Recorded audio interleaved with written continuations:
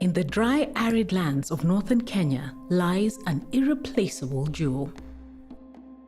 Lake Turkana. First time that I saw Lake Turkana, I just saw out of this hot desert, this glistening blue, literally an ocean in the desert. That lake is the largest desert lake in the world. It's this huge expanse of water, nearly 260 kilometers long, 30 kilometers wide, an average of 30 meters deep. There's a lot of water there. It's a source of drinking water. It also supports the fisheries, tourism. We also regard it as a laboratory for research. But now, the lake is in mortal danger. The Ethiopian government's been embarking on these incredibly ambitious development schemes, quite often funded by international donors. In 2011, then Prime Minister Meles Zenawi announced a massive transformation of the Omo Valley. It was going to become this industrial powerhouse. So he proposed a cascade of dams, some of Africa's largest dams, and at the time, 200,000 hectares of sugar plantations irrigated by waters from the Omo River. 90% of the water in Lake Turkana comes from the Omo River. So if the Omo River ceases to be a major source of input for Lake Turkana, the potential is that Lake Turkana could dry up. Kenya will be a major customer for the hydropower generated by the latest mega dam, Gibe 3, already filling a vast reservoir. If these projects continue unchecked, scientists say that in 30 years, the lake will recede by 80 kilometers, drop by over 40 meters, and shrink to 2 small pools. It's often quite surprising to us how little is known about these issues that is going to destroy the livelihoods of 300,000 Kenyans.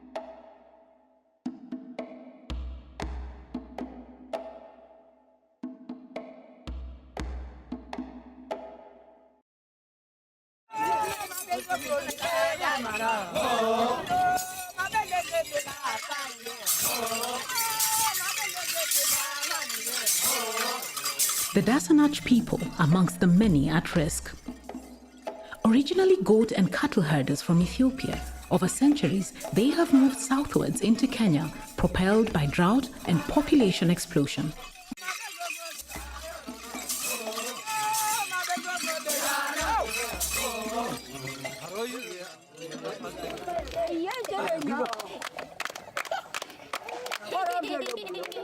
Tuko na watoto wengi.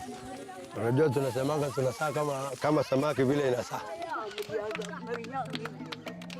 Meet Mike, a Dasanach fisherman from Selisho, who supports 12 children and 3 wives with his catch. Unaona hii inakuwa soft kwa sababu ya maji ya chumvi.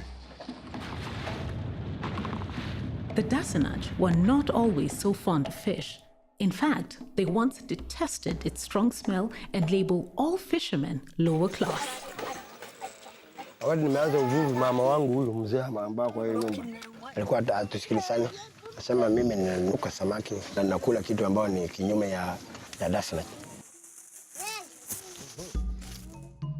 Frequent droughts, population growth, and land pressure mean that pastoralism is not a viable livelihood on a large scale.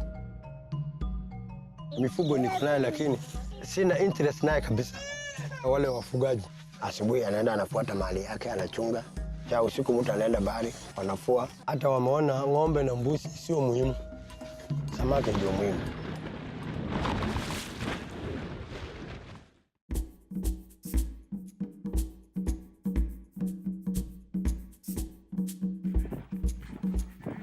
Sisi tunafua, tunakuja kuuza kwa hawa watu wafanye biashara. After watu sasa wanapeleka wanaenda wanauza.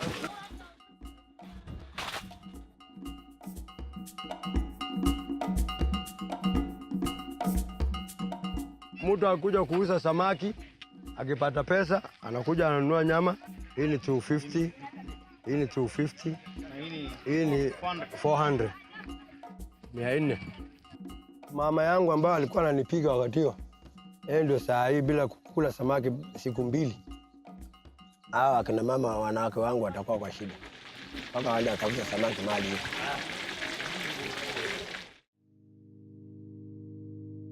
In these frontier communities, phone coverage is sparse, internet connection is non-existent. Most people have no access to news on television or print, and literacy rates are amongst the lowest in Kenya. Maisha habari inaendelea kuwa ngumu na hatujui sababu ni nini. Hata sasa tukienda around hawana habari kabisa.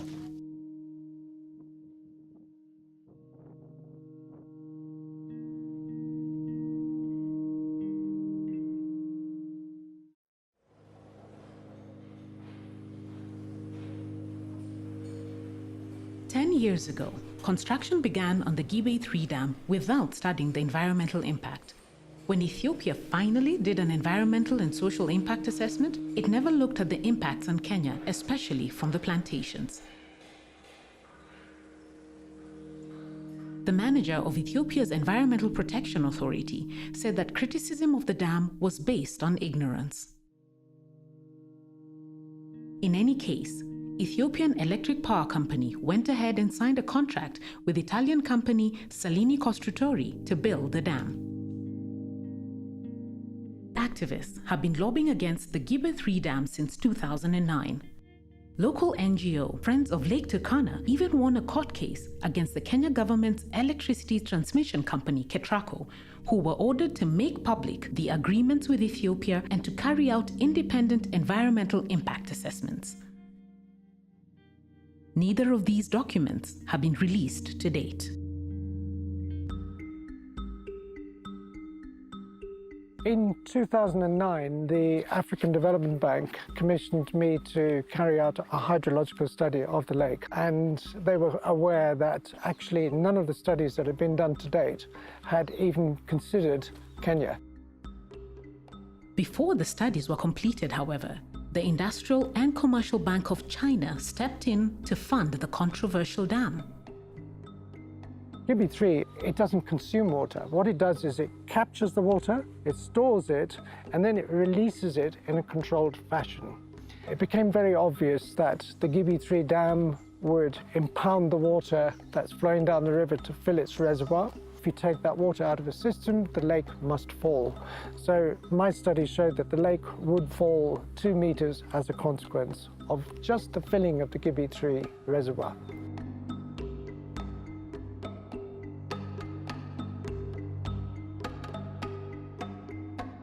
Sasa yote mpaka ndani ya hizo mkoma were underwater. Since December last year, all this water has disappeared. So you can imagine how much water has been lost. The Lake Turkana system is a natural hydrological system which responds to floods. The fisheries breeding is triggered by floods.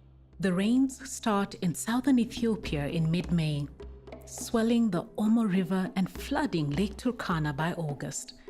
The nutrient-rich floodwaters stimulate the breeding of fish, boosting the ecology and fishing economy.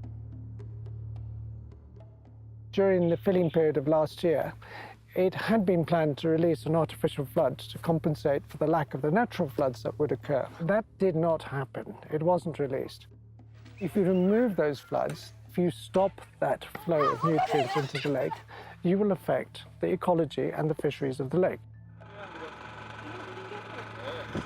Fish breeds in all that area. So when this area is underwater, there's a lot of fishing activities. This area becomes a bustling village full of activities. Vehicles come, refrigerated trucks, vehicles collecting dry fish. Active fishing takes place there. So we have lost all this fishing ground. If you look at the lake now, you see one boat there, another boat there, another boat there. That means even the fishing capacity is still low. All this was water. Fish was breeding here. And now since the water is gone, there's no fish in this area. We know from past studies and studies in other African lakes that a fall in lake level is always associated with a decline in fisheries. So there will have been impacts already. If you talk to fishermen around the lake, they will confirm to you that fisheries catches have diminished. Sasa kama ingekuwa inapata mapato samaki ya kutosha, Hiyo samaki kama sasa hivi tumepata samaki mbili, hiyo ni tuseme ni kama 80 shilingi. Sasa mtu anapeleka nyumbani shilingi 80.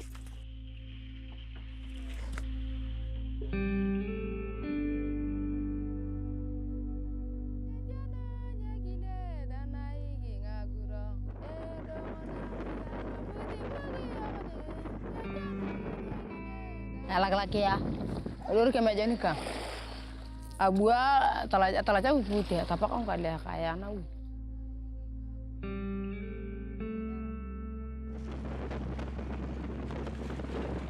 Kama wakati wa kwanza samaki ilikuwa mingi. Hii maneno ya saa hizi imeleta tashwishi mingi kwa sababu wakati hakuna hela ya kwenda kutafuta unga, kwenda kutafuta mahindi, hiyo ndio tunakula kila siku, mchana na jioni, hiyo ndio tuna survive naye. Iwe cha kwa ne pertero bule. Yo kwa na rapundera mo jana rapun anyu ni okane ke tupuata.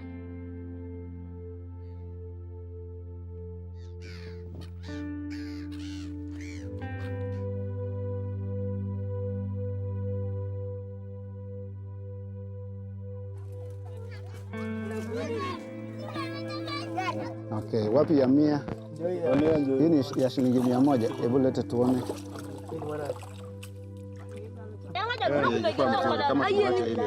Kabisa.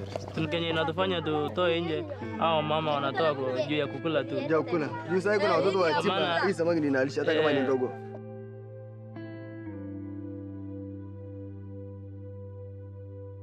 Haya, 1, 2, 3. The fisheries of Lake Turkana is currently underexploited. In market centers, there's always areas reserved for Lake Turkana fish. Many Kenyans know Lake Turkana fish has got a unique taste. Especially for sun-dried fish, people wait for it on market day from Lake Turkana so that they can buy and sell. It's known all over. The non-salted type has market-ready markets within Kenya: Kitale, Kisumu, Malaba. So the salted ones has a ready market at the Democratic Republic of Congo. Kemfrey states that Turkana's potential catch could be 6 times higher than today's. That is 30,000 metric tons, worth 2 billion Kenya shillings. But other scientists warn that because Turkana's umbilical cord is now cut, fishing may be a lost cause. But other treasures lie hidden in northern Kenya.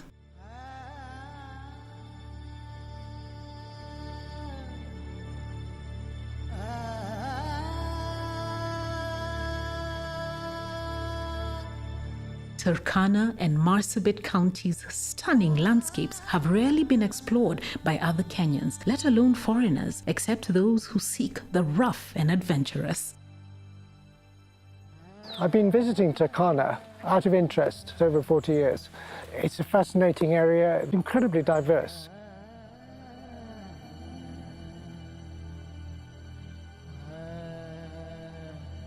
Ni wachache ambao wako na idea hii mambo ya wageni huku Lake Turkana. Unajua mgeni wakati anakuja ako na lengo fulani. Lazima utafute sehemu, kwa mfano Central Island. Najua nikileta wageni pale, mambo ya samaki wataona, ndege, flamingoes, crocodiles pale kwa craters. Hii kazi inanipatia pesa ili usaidie familia, usaidie wale wengine wanakudepend upon. Wale ni pelicans. Hawa sasa ni seagull. They migrate from here to England, back from England to Lake Turkana. 3 national parks that are World Heritage Sites, Sibiloi, Central Island and South Island, are found on Lake Turkana. The cradle of mankind is in Sibiloi National Park. Kenya has some of the oldest human skeletons and most complete hominid skulls dating back millions of years. Everybody can trace their origins to this part of the world. But tourism here is a mere shadow of what it could be. The Lake Turkana Basin is largely deserted with crumbling infrastructure and little investment. Traveling by plane or boat is prohibitively expensive, and it's hard to reach here by road.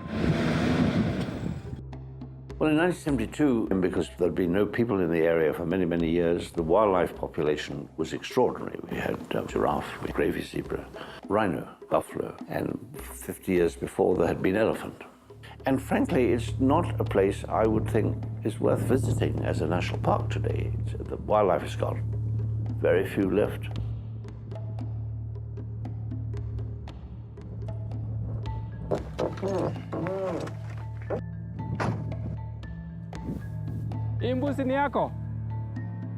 There is not enough grazing land in the deserts of Kenya because of the population explosion. And so anyone who's got stock likes to go to a national park because usually there's more grass because the animals don't eat it all.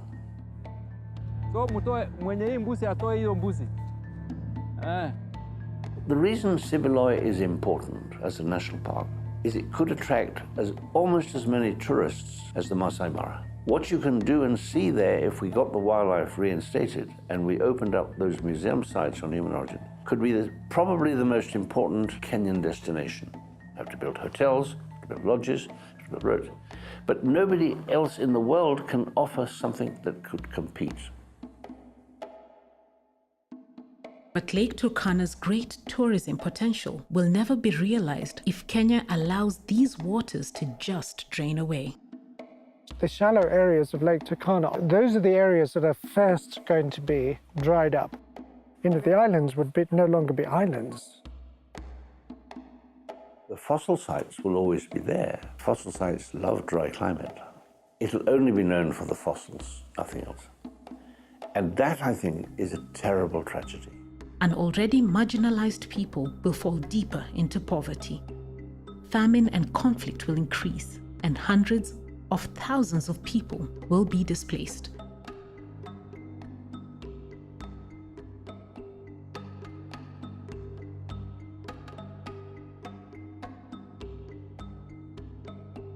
If you look at the Turkana, who are in northern Kenya, and the Dasanach, who are one of the tribes that are immediately over the border, there's a long history of insecurity, of cattle raiding.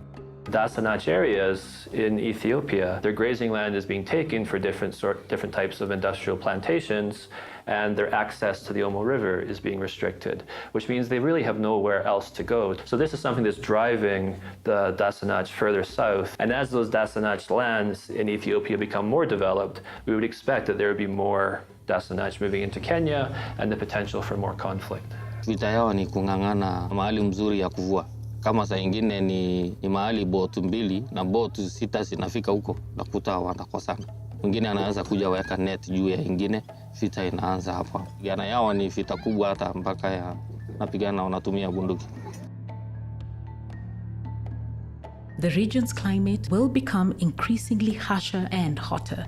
Winds could spread potentially toxic dust from the newly exposed lakebed, poisoning people and farmland, even in the counties far from the lake. Many of the impacts that we're contemplating are speculative, but we do have precedents because we've seen what's happened to the Aral Sea. The Aral Sea in the deserts of Central Asia was once the world's fourth largest lake when the rivers feeding the Aral Sea were diverted to irrigate Uzbekistan's massive cotton farms. The sea began to shrivel up, marked by deadly levels of salinity that have killed off most of the fish and the people's livelihoods. Even closer to home, Lake Chad used to be the Sahel's largest lake, but 30 years of global warming, hydropower, and irrigation projects have shrunk the lake by more than 80%. The predictable result? Massive fish and livestock deaths, famine, rising conflicts, and forced migration.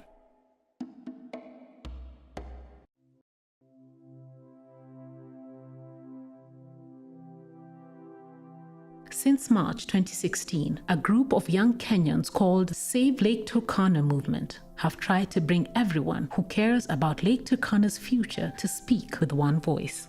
Lake Turkana is the largest desert lake in the world, and it's ours. It's Kenyan. We have an amazing heritage and we can protect it. There are 300,000 Kenyans that directly depend on Lake Turkana, and we as fellow Kenyans are the only people who can speak out to protect this lake. Just because the counties of Marsabit, Turkana, Samburu have been marginalized by the authorities does not mean that we as the Kenyan public need to marginalize them as well.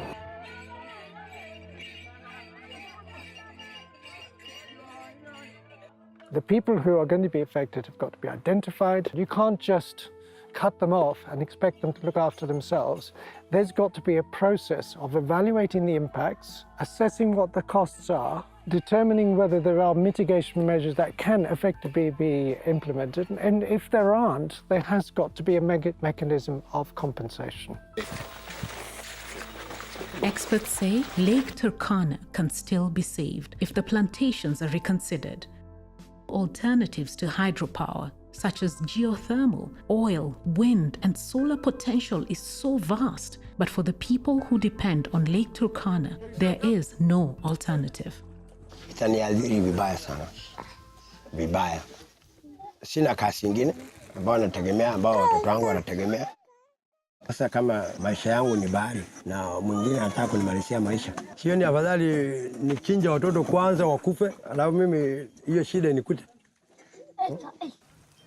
Hiyo ni chungu sana.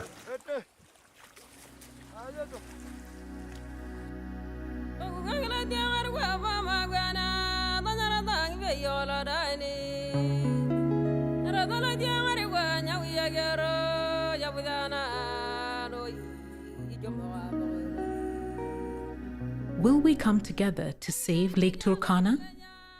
Or will we allow the lifeline of 300,000 Kenyans to turn from water to dust?